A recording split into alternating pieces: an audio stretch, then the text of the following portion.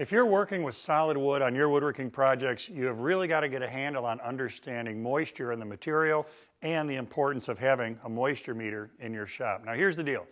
I've got a building here at my shop. I store all my material in, then I bring it into my shop to work with it. It's not unlike having it in storage for you at a lumber yard or a hardwood supply. Then you're going to haul that stuff back and start making a project out of it. You invest a lot of money in that material, a lot of time in your project. You want to protect that investment by using a moisture meter. So I can give you a pretty graphic example here. I've got a variety of species, starting with this piece of poplar here on the end. Let's get a reading on that one. 9.1. Now I'm going to write that on here so we can go back and compare this. Now one of the things that is interesting is that as we meter these different materials, we have to do what's called a species correction here on the moisture meter. So here I'm going to go to red oak. I look that up. I change to that species. It's real simple to do here on the meter. Then I'm ready to read. Now on my red oak, on that piece, 8.1, so we're already seeing a full percentage swing there. 7.3. So that's interesting just between those two. Look at the difference I have. Now let's work our way down. We've got some walnut here, so I look that one up.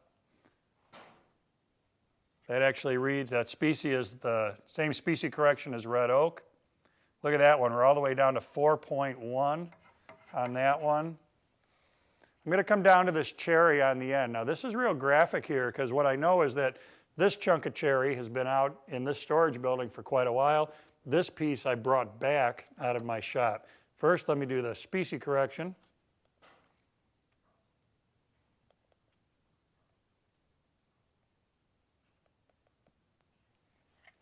This is the one that's been out here. 9.8. The one that I brought back out of my shop, 5.6. Now here's what this tells us is that I've got a huge swing of moisture content in all these different pieces I've got here in my storage building. What we need is for the wood that we're working with to be at what's called an equilibrium moisture content. Now what that means is that I want this material to be at a moisture content that's compatible with my shop. That equilibrium moisture content can be calculated, and as a general rule, for most buildings in the United States, you want it to be between 6 and 8%. Now, one of the things that's important is that each piece we're putting into a project should be close in moisture content to the other pieces.